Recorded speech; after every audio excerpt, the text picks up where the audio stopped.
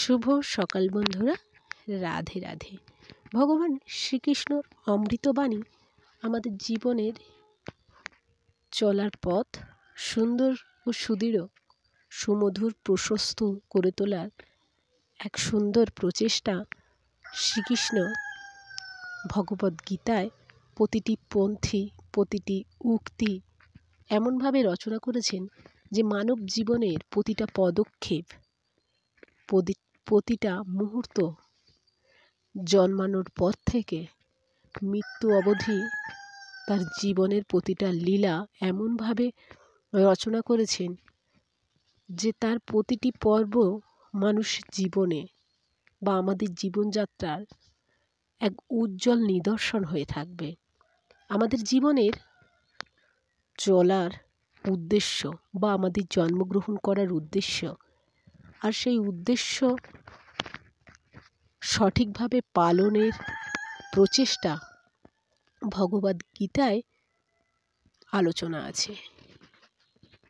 আর এই আলোচনার মাধ্যমে কখনো আমাদের বন্ধুরূপে তিনি বুঝিয়েছেন যে আমাদের কি করণীয়, কখনো আমাদের বাল্যরূপে আমাদের নিজেদের ছোটবেলার কথা মনে করিয়েছেন, কখনো আবার জীবনের শেষ পরিণতি আসলে তখন আমাদের কি করণীয় সেটিও প্রতিটি পংক্তিতে আলোচনা করেছেন।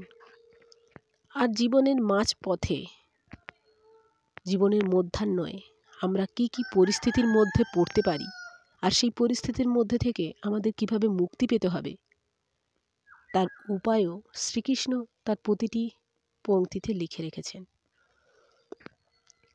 ভগবান শ্রীকৃষ্ণ মানবের মতন সাধারণ জীবনযাপন করেননি, তাই তার প্রতিটি কর্মই আমরা লীলারূপে জানি।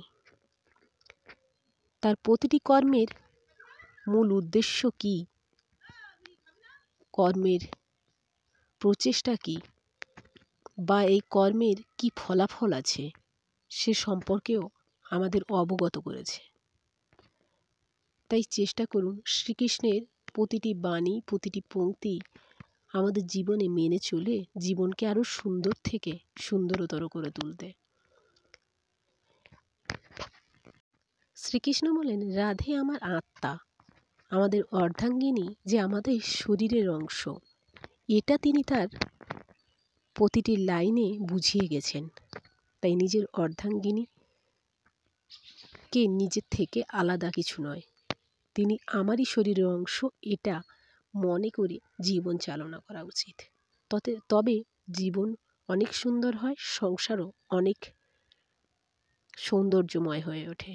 তাই চেষ্টা করুন নিজেকে সবসময় তার পরিপূর্ণ করে রাখার। রাধে রাধে।